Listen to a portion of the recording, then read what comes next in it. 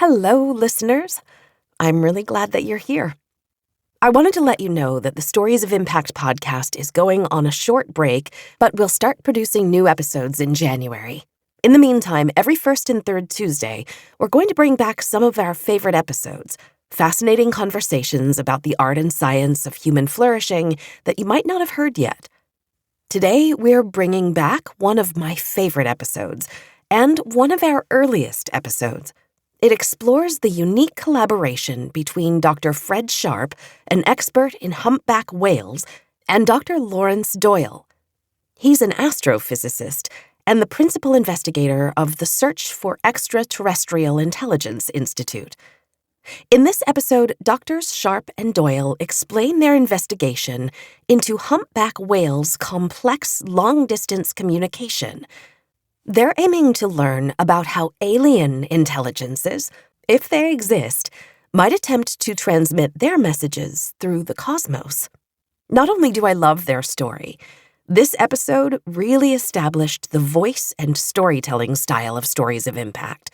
And now, after 85 episodes, it's still one of the most fascinating to me, and it's an episode I'm so proud of. Before we start today's story, I wanted to ask you to do one thing. Will you please share the Stories of Impact podcast with someone you think would love it? Most listeners discover new podcasts through a recommendation from a friend. So we'd be really grateful if you would recommend us. We really want to reach new audiences. Thank you so much in advance. And now, the Stories of Impact podcast. Welcome to Stories of Impact. I'm producer Tavia Gilbert, and in every episode of this podcast, journalist Richard Sergey and I bring you a conversation about the newest scientific research on human flourishing and how those discoveries can be translated into practical tools. This season, we're diving into the question, what are diverse intelligences? Today, we're going to hear Richard Sergey's interviews with Laurance Doyle and Fred Sharpe, two scientists who are exploring intelligences that take us from the bottom of the ocean to the farthest reaches of outer space. Let's begin with what might sound familiar, if otherworldly.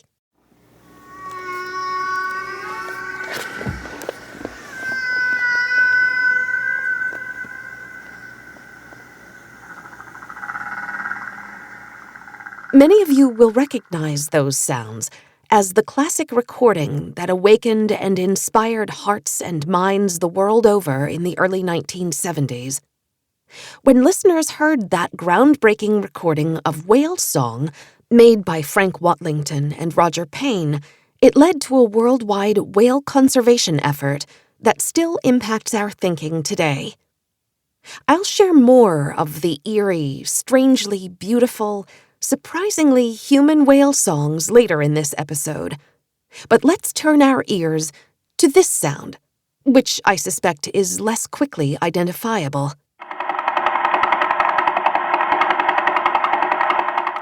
What in the world is that? That's star song, or more specifically, the sound of the Vela pulsar star. And today our story is about how understanding the language or the song of whales might someday lead us to understand the language of extraterrestrial intelligence, communication that comes to us through the cosmos, which might even lead to a better understanding of ourselves. But let's start nearly 2 decades ago, when Dr. Fred Sharpe, an expert in humpback whales, and the principal investigator with the Alaska Whale Foundation, received a very unexpected phone call. It was Dr. Laurance R. Doyle, an astrophysicist specializing in alien intelligence, calling with a big idea. What if studying humpback whale song could reveal something about the way aliens might be trying to communicate with humans? Dr. Doyle was also on a new mission to explore another question. Here's Dr. Doyle. So most of the years SETI's operated, they've asked, is there technology out there? They haven't asked, is the message intelligent? If it took Dr. Doyle a few attempts to finally get in touch, Dr. Sharpe can't be faulted. Who wouldn't have been a little skeptical? The man on the phone introduced himself as the principal investigator of the SETI Institute. SETI, or the Search for Extraterrestrial Intelligence. Here's Dr. Sharpe.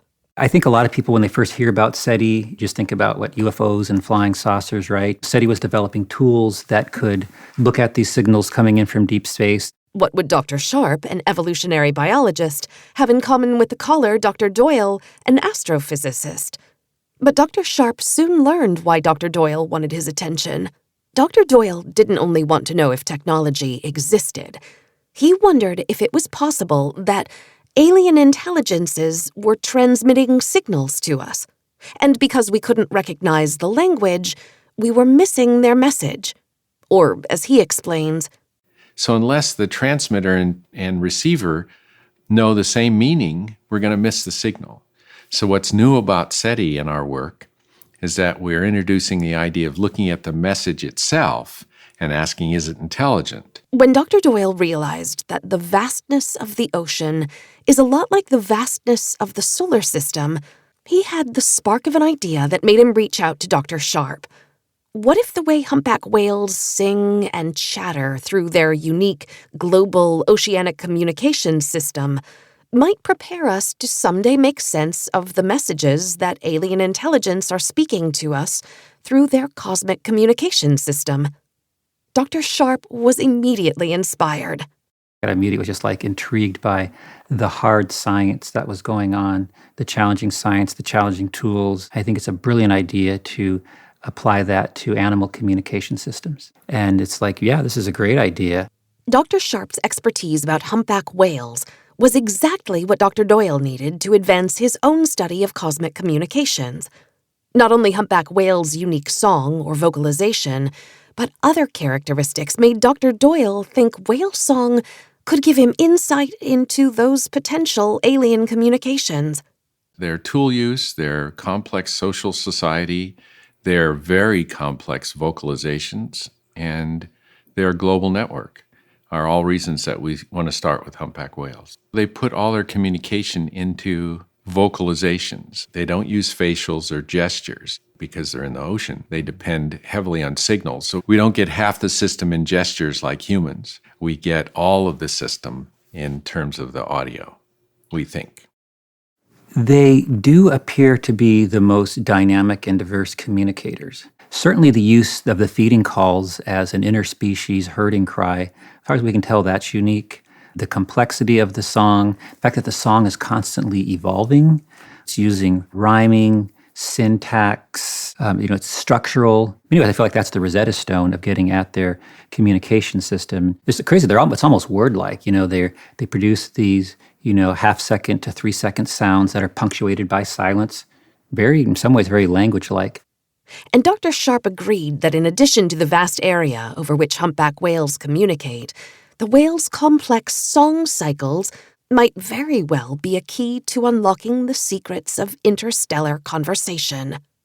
Sound speed in the oceans is 5 times faster than in air, so oceans have this amazing acoustical conductivity. Sounds in the ocean in some ways make amazing interstellar analogs. They can travel over hundreds, if not thousands of miles. And studies have shown that these song themes radiate out across the Pacific, suggesting that they're in touch over hundreds and even thousands of miles. And it's global because maybe 1,000 kilometers away, they can transmit a signal and receive it. In fact, it's thought that blue whales, prior to human ship noise, could communicate from pole to pole with their very low-frequency sounds. Both scientists thought that getting a better understanding of how humpback whales successfully communicate with each other as far as pole to pole would teach them something about how alien intelligence might transmit their messages through the cosmos. So they can probably be communicating with each other fairly efficiently. So it can take, many hours for these sounds to propagate across the oceans, and they're probably packaging and creating their signals for long-distance transportation, long-distance movement. And that's similar to what we will start to experience when we put humans in the solar system. It'll be hours to get a signal and months to get contact again. These humpback whales, they've essentially had the ocean internet for millions of years. So the humpback just made a perfect animal, a perfect organism, a perfect system. Because he'd spent his career studying humpback whales, the perfect system to explore in relation to Dr. Doyle's work, Dr. Sharpe could easily see the analogy between whale song and extraterrestrial conversation. It's almost like a multiverse hypothesis, really. You have these song innovations that ripple across the Pacific Ocean that are picked up by non-interacting humpback whale groups. And so it's remarkable to have these cultural themes that come on down from high and are incorporated in and then passed on through across the Pacific. It may take a couple years, and that is absolutely remarkable, and that suggests a global communication system. For an individual to respond to that, it may take days or weeks to get over there. And that's the same challenge that we have with interstellar communication, is that we're, have light and signals raining down upon us, right? But for us to respond to those, it would take lifetimes, centuries, millennia to actually travel, or even longer to get to these sites. And so whales are probably also having to make this decision about what's actionable intelligence and how quickly can I get there. Humpback whales gave both these scientists their dream species to study. Especially for SETI purposes, we wanted to go to a larger species that has a global communication system that also has not been influenced by humans, hopefully. Humpbacks are extremely loud, and they have an extremely complex acoustic vocalization. And then you look under the hood at their brain, at the processor. It's magnificent. Their brains are laced with spindle neurons. And in humans, spindle neurons are associated with language acquisition, social intelligence, facial recognition, and compassion. So the ability for otherworldly beings with the humpback whale was absolutely marvelous. So how did Dr. Doyle propose to study humpback whale song? He was going to apply to whale vocalizations one of his unique areas of expertise. He told Dr. Sharpe, what we want to do is quantify the degree of complexity in non-human communication systems. And we can do that with information theory. Information theory was not connected to animal communications before recently. That's the other advantage, is the mix and match of fields. You need a multidisciplinary approach in order to answer deep questions. Dr. Sharpe quickly got up to speed about what information theory would bring to their multidisciplinary approach. They would be measuring what was consistent in the whale song across time and space. Information theory will help us understand the complexity of these signals, tell us how many whoops, how many throps, how many shrieks are being given. We want to start to look for rules of communications, for certain patterns that are consistent. Was Dr. Doyle claiming that if he could listen closely to whale song through the perspective of information theory, he could actually translate the whale whoops and throps and shrieks? No. Information theory itself does not do meaning. It does complexity. In other words, does humpback have the complexity and rule structure to allow a translation of something written in human into humpback, given common symbols? You couldn't answer the question, what are the humpback whales saying, with information theory yet. Even if his observations of Dr. Sharpe's whales wouldn't yet allow Dr. Doyle to translate whale vocalization into a human language, it was a vital step forward, making progress toward someday understanding extraterrestrial communication. In order to make progress with the communication systems of complex animals, I think we have to start to recognize that they're capable of symbolic communication. So, in other words, there's an in-between step that's required before understanding. You have to understand what the signal units are, and you have to understand the signaling units' relationship to each other. Dr. Sharpe knew the perfect humpback whale behavior for Dr. Doyle to observe in order for him to begin to learn about the whale's communication rule structure, or signal units. So Dr. Sharpe and Dr. Doyle went out to do watery field research, observing one of the most fascinating and complex humpback whale pod behaviors, their use of tools. That's right. Whales don't just communicate. They use sound and a tool called a bubble net to work together to hunt herring. With these humpback whales, we see this very unique use of sound in the ocean. The feeding calls are an interspecies herding cry. We see them team hunting using these bubble tools in a cooperative communal fashion. If there ever was a system where complex information could be exchanged, it's with these bubble netting teams. Certainly these social sounds, they're very complex, and the amount of surface area for them to encode information is huge. These are highly important sounds. They could each be their own sort of symbol or glyph, and they have lots of information, and that's why working with the SETI to help decipher these signals is really exciting. Dr. Doyle was excited by the spectacle and signals of the bubble net. One whale starts to blow bubbles in a cylindrical orientation, and as the bubbles rise, the herring get herded in by the other individual at the bottom of the cylinder. And the herring can't escape because the bubbles are pretty good size and they drop. So, of course, they're freaked out by that. And then the humpback whales come underneath and make the vocalizations that scare the herring to the surface. And on the surface, it looks like about 100-foot diameter bubble ring is rising to the surface. Pretty soon, fish come flying out, and immediately followed by all these big mouths open. So the whole process is repeated about every 20 minutes. And the whales use sound to communicate with each other, to create and coordinate the bubble net. They can bubble net without making any sound except for the pulsed herding cries. They force the fish up from the darker, deeper layers up towards the surface where they normally would avoid. They can do this for hours, pound away at these fish schools, screaming, flying up through the water, these fish schools, trying to get away from these whales, and allows them to be trapped against the surface and within the confines of the bubble net. So it is a terrifying interspecies trumpet of doom. So they can be engaged in very sophisticated activities silently, but at other times they're just making a racket. Dr. Doyle was fascinated by the whales' communication coordination. Humpback whale's communication system. We can measure the complexity, but it's definitely non-human. I hesitate to use the word syntax without quotes because humpback whales are communicating on their own, and we don't really fully understand exactly what and how they, for example, can generate a bubble net and herd herring into it in a coordinated effort. But they somehow get all the ideas across.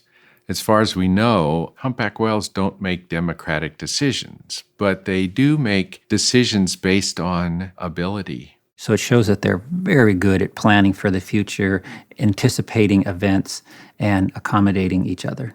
All these revelations solidified Dr. Doyle's hunch that these marine mammals could bring aliens an unfathomable distance away into greater focus, because to have an extraterrestrial intelligence, you have to have astronomy, you have to have a communication system that's complex enough, and you have to have tools. And Dr. Doyle had just learned that whales had two of the three. They have the requirement of a complex society communication system, and they have tool use. And if it turns out that they use stars to navigate it all, that'd be the big three.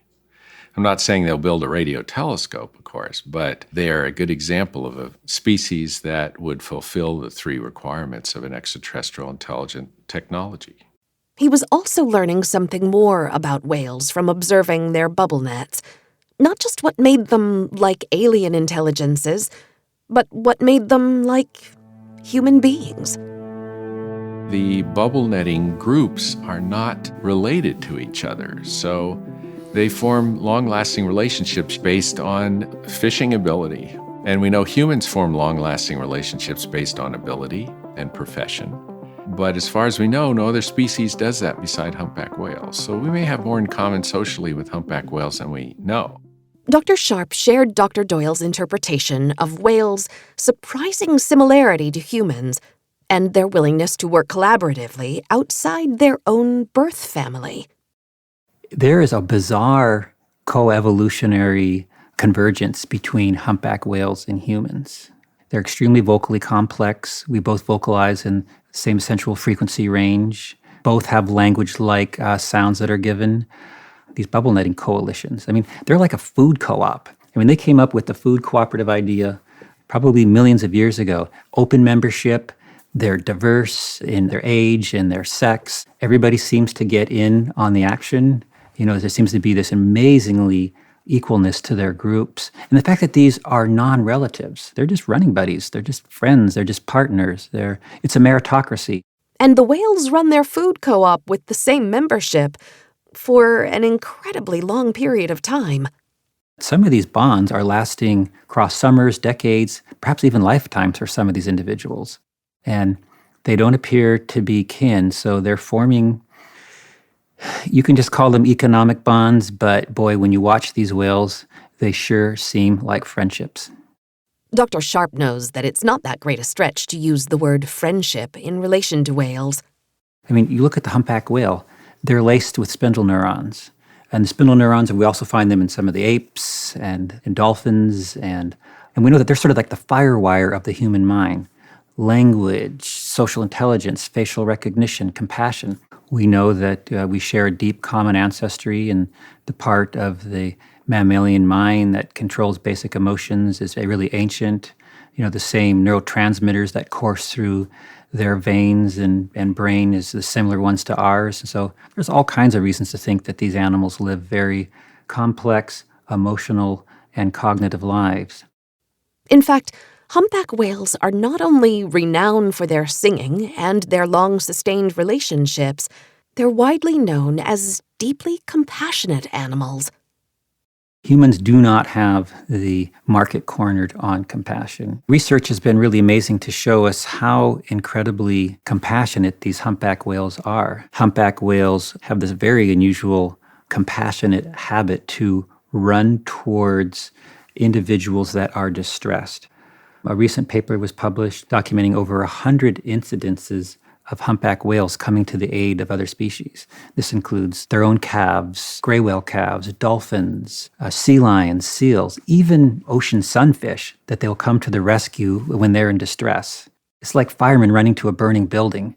They just charge over to render assistance. The fact that humpbacks are cooperative, compassionate, and protective was surely interesting to discover, but what did those virtues have to do with extraterrestrial intelligence?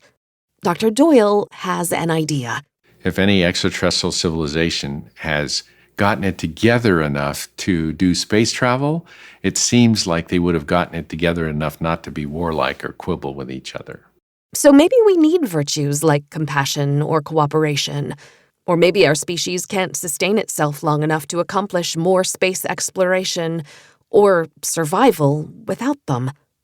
And maybe we naturally want to communicate with other life forms even if they're outside of our species or solar system. Something happened that made the scientist duo think that maybe the fact that humpbacks are human-like in their emotional lives made them want to get to know us better by communicating directly with us. During that ocean field trip, the doctors actually experienced the real possibility that the whales were, in fact, already reaching out to the humans on the boat above. When you try and talk underwater when you're in the swimming pool or something, it was what we sounded like talking in the boat to the humpback whales. And they were trying to not mimic us. They were making noises within our frequency range, maybe just an imitation, but maybe in an attempt to get our attention. I don't know. All I know is that it blew us away. That is otherworldly. I mean, that's incredible, right? That experience was astonishing, moving, unforgettable. But could what happened that day be applied to Dr. Doyle's research? And did they really think that the whales' behavior indicated they were really trying to communicate? I would say that. I think I need to be a little more cautious as far as animal behaviorists go, but yeah, it sounds to me they're not going yee or out of our range of hearing or anything. And also the wah, wah, wah sounds like the tempo that humans speak at and the frequency that humans speak at. And as far as I know, that was the first time that ever happened. If we got anything like that with a SETI signal, we'd say that's it. Whether or not the whales were actually making an effort to converse with the researchers, the collaboration between the two scientists to study whale song and its insights into alien intelligences was off to a successful start. It was a brilliant match of theory and going into the field and being able to test it. The doctors knew how to record with a hydrophone the huge amount of information the vocalizations of whales forming a bubble net were transmitting. And Dr. Doyle knew he could only speculate what the purpose of the whales' communications were the day he and Dr. Sharpe heard them vocalizing in the human frequency range. Maybe it was an imitation, maybe it was not. The purpose of vocalizations, though, was the central question in his work, researching extraterrestrial communication. By knowing the purpose of the communication and how much information was transmitted, you can actually begin to quantify meaning. Dr. Sharpe was looking for meaning as well, and he was learning as much from Dr. Doyle's SETI research as Dr. Doyle was learning from the whales. In some of these astrophysical signals that are raining down, there could be structural relationships in there that have greater meaning than we have yet been able to decipher. And by looking at the multitude of natural experiments here on Earth and then applying it to our search algorithms and filters in deep space, I think we're going to be a lot more informed. Both men wanted to be informed, yes. But were they truly convinced of life in outer space? If I wanted to be honest about what I think they could be and give credibility to everything's been checked out, there's no secret Air Force satellite or anything, we may have intercepted something like that. I think it was the song of the humpback whale that made us realize that there are otherworldly beings right here in our oceans, and I don't feel alone at all with the splendor and the beauty and diversity of life on Earth. Now, is there life out there in the universe? Yes, there most likely is, and will we someday be able to have a conversation with them? I think through these collaborative ventures between people in the animal sciences and SETI, I think we'll get closer to this wonderful and perplexing question. Both researchers' curiosity about whale communication had positioned them to ask the questions that might lead them to make breakthrough discoveries. Their openness to diverse intelligences beyond human intelligence structures deepened their work and their thinking. We haven't mastered what exactly human intelligence is, but the extension to animals of the usual measures of intelligence seemed like a natural thing to do. But it's time to outgrow that because it has generally limited our perception of how really intelligent and complex other species are. And so I think this is a breakthrough concept. The reason we should go to and include other species in the SETI concept is that we could miss a signal if it was structured in such a way that we would have analyzed it as a human language instead of as a non-human communication system. Dr. Sharpe agrees. Different types of intelligence, different ways of communication, I think, can be hugely informative for the SETI search. And intelligence can take countless forms. Diverse intelligence, I warmed up to that term right away because to me, the first impression of that title was to deprovincialize our thinking about intelligence. In other words, recognize that intelligence can express itself in distinctly non-human ways. What does Dr. Doyle mean when he says that thinking about diverse intelligences, or the search for alien intelligence, deprovincializes thinking? Provincial thinking basically does permutations on the existing data instead of original thought. So deprovincialized thought means, okay, we're getting completely out of ourselves, working with non-humans, and coming up with truly original way of approaching a problem. Deprovincialization of thought is one of the great things that SETI is contributing. But that practice of getting out of ourselves isn't just a great way of thinking as a scientist. It's a great way of thinking about the human soul and the relationship humans have with our own ecosystem. I think the effort itself deprovincializes our thought about ourselves. It's very educational to think of extraterrestrials and their environments. And I think SETI is one of those things that deprovincializes thought. And it gets you thinking big. Let's face it, it's putting us in perspective. When we do that picture of the astronomer staring up at the sky and saying, "Are we alone?" Two things strike me. One is that we need to pay attention to the non-human communication systems here for practice. But the other thing is, as we look up and say, are we alone? We're asking, what is the context in which humans have built a spacefaring technology? And where do we fit in? It's kind of like we went to the moon and Apollo 8 got that picture of the Earth. And that really sparked the ecological movement. Hey, this is a spaceship, we're riding first class, and we need to take care of it. Dr. Sharpe agrees that looking at diverse intelligences is not only inspiring, it's important. And it leads him to consider what that teaches him about the kinds of intelligence that might travel by star. I guess what has been so remarkable is that these whales have evolved these incredible social institutions and complex vocalizations without technology. And it shows you that there are exoplanets that are drifting around in the cosmos. They could be full of intelligent life that is not transmitting its presence. The more examples that we have here from our beautiful planet, we have thousands, hundreds of thousands, probably millions examples of evolved communication systems. And it's kind of best to understand what you have in your own backyard as you're looking up into the cosmos. Study with Dr. Doyle certainly didn't turn Dr. Sharpe into a conservationist.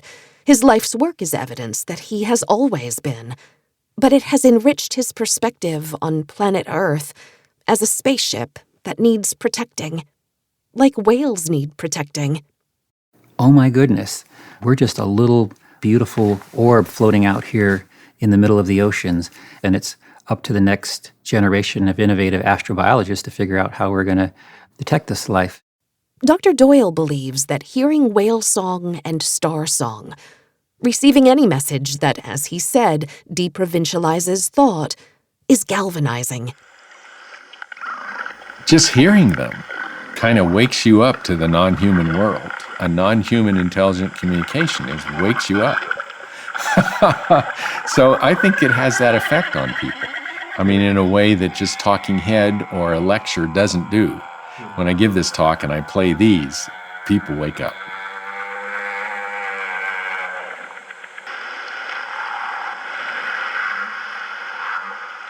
What is Dr. Doyle's hope for this research partnership? Is making contact with an extraterrestrial technology for the sake of accomplishing something extraordinary his only aim? Or is there a higher purpose in his work? What does he think could happen if he achieved what he's worked for decades to achieve? Well, if we contact, honest to goodness, extraterrestrial intelligent technology, I think people's thinking will shift to halfway between them and us. I think we'll begin to look at the Earth more as a spaceship and take better care of it, I hope. It'll challenge a lot of philosophy and a lot of religion, and that will enable us to put ourselves in perspective for the first time in the history of life on Earth. I think it's good for us. It's humbling, but humbleness is good for us. We are so close to the stars, to extraterrestrial life every moment, because we are made up of stardust. You may have heard that before. But did you know that our oceans were formed when Jupiter stirred up the comet clouds where water condenses and threw them into the solar system? Dr. Doyle puts the outcome this way. So our ocean is probably 40,000 comets. So you say to yourself, that's a showstopper. What a gorgeous concept. And one that leaves me feeling simultaneously infinitesimally small and less lonely. Our connection with our solar system feels indeed humbling, and it's a call to action. We cannot, should not live disconnected from or disinterested in our own home. The value in Dr. Doyle and Dr. Sharpe's work, then, is not just that it's exciting or interesting, but it reflects on a grand scale the value of seeking to learn another language, the language of various intelligences, rather than just our own species' grammar. Deprovincializing our thinking can keep us humble and inspire us to better care for our planet Earth spaceship. And perhaps most importantly, deepen our appreciation for the virtues shared across species on Earth or in the cosmos, which may help us evolve. Or, even more essentially, survive. We're excited for our next story in the Diverse Intelligences season. We'll return next week with a conversation with Andrew Barron, whose special focus is research into the honeybee brain. So if we can model the bee brain, we can take insights from those models and translate them directly into technological applications. If we can model the bee brain, all of this intelligence, all this dynamic autonomous behavior that we get out of bees, we should be able to capture that in the model. There'll be things that we can learn from that we could translate into robotics. We look forward to bringing you more from that conversation next week. In the meantime, we hope you enjoyed today's story of impact and that you're looking forward to more episodes. If you liked this conversation, we'd be grateful if you would take a moment to subscribe, rate, and review our podcast on Apple Podcasts. Your support helps us reach new audiences. For more stories and videos, please visit storiesofimpact.org. This has been the Stories of Impact podcast with Richard Sergey and Tavia Gilbert. This episode produced by Talkbox and Tavia Gilbert. Assistant producer Katie Flood. Music by Alexander Filipiak. Mix and master by Kayla Elrod. Executive producer Michelle Cobb. The Stories of Impact podcast is generously supported by Templeton World Charity Foundation.